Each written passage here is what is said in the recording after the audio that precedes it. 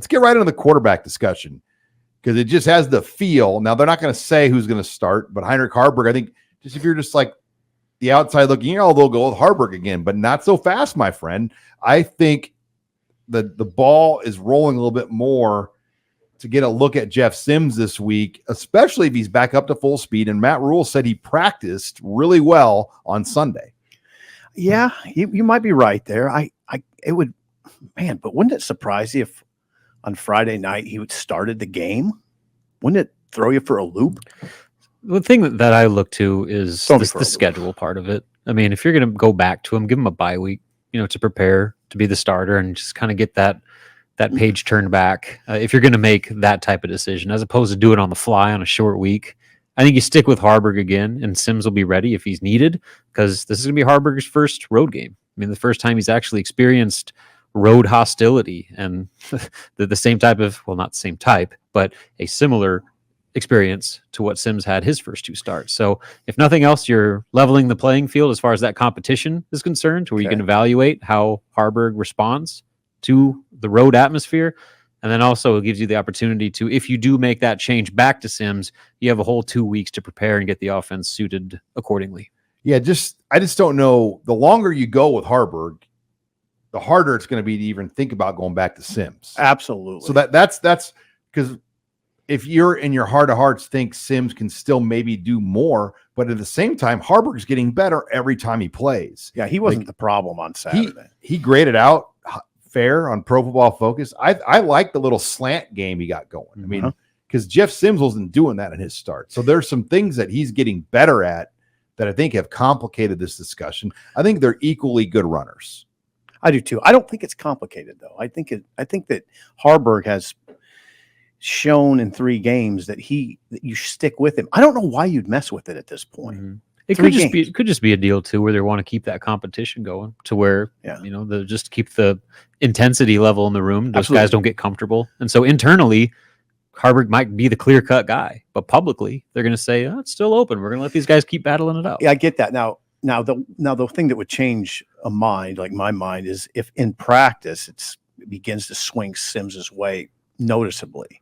But if it's pretty even in practice, which is the way Rhule portrays it, why mess with it? Mm-hmm. I mean, why mess with it? Yeah, especially, he was throwing it around well. Now, Michigan took away a lot of the run stuff. Haarberg had very limited runs, very limited scrambles, and that's going to be what you see a lot of the Big Ten. I mean, the defensive end play, the edge play is going to be much more elite than Northern Illinois and Louisiana Tech. Oh, God, yes. And you saw it against Michigan. I don't know. I mean, we're doing this on Monday. I haven't fully digested Illinois yet.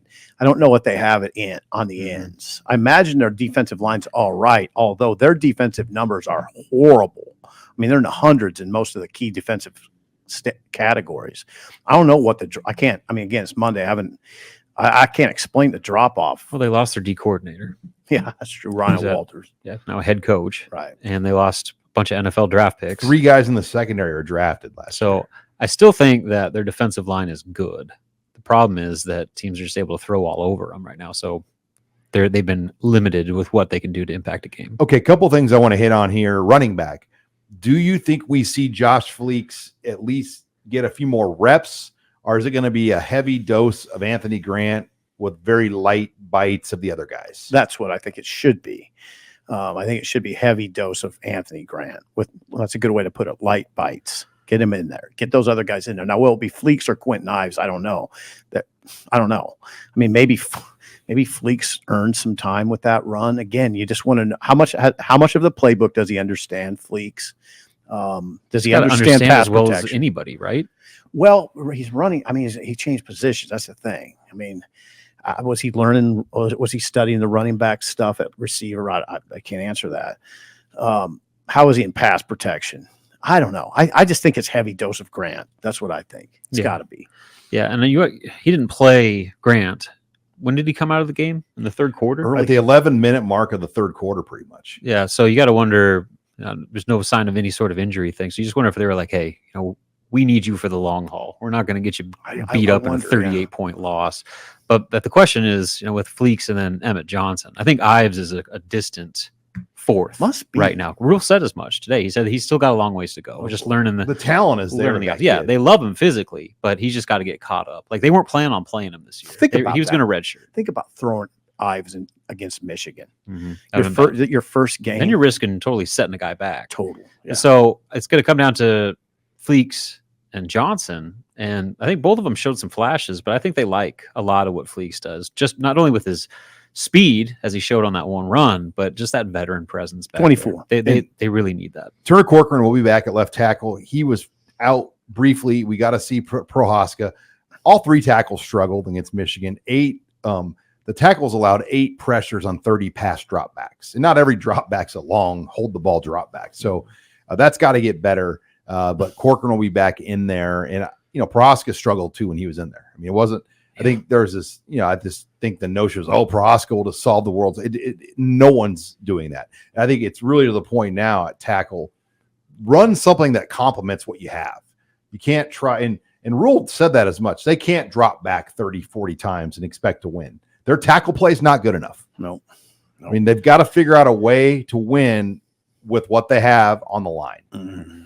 Yeah. Problem is when you can't run, especially you can't have the QB run the way they didn't have against Michigan. That really limits you with what you can do offensively. Because right now their passing game is still pretty much non-existent. Harburg threw for a career high 199 yards. That's what you're talking about. God bless this schedule. Yeah, 7 weeks in a row without a ranked opponent. Did the research. There's never been a time in the history of the Big Ten Nebraska's played 7 weeks in a row without a ranked team. Wow. Seriously. Wow. Well, I mean, it's pretty hard to do. That's true. Think about like how crossovers get moved around.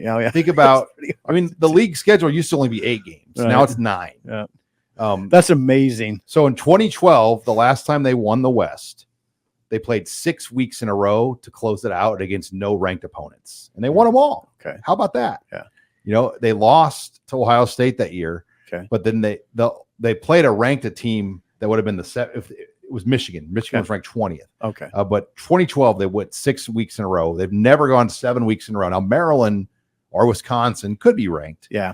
But Maryland's going to take some hits here soon. I would think so. God, that's amazing. So enjoy. I guess enjoy it. There's a part of me that says, why enjoy that? You want to play great teams, but you saw what happened when they played a great team. Well, I know exactly. Just thank your lucky stars. It's not Ohio State or Penn State as your other crossover. Well, in the previous staff, I think they even knew if they were like, this was the schedule right here. This was the opportunity if they could get to this point. And even last year's schedule was manageable. I keep saying it, and Sean keeps saying it. It'll never, ever again be this easy. It will in our lifetime. 7 weeks in a row without a ranked team. It'll never be this easy again. Never.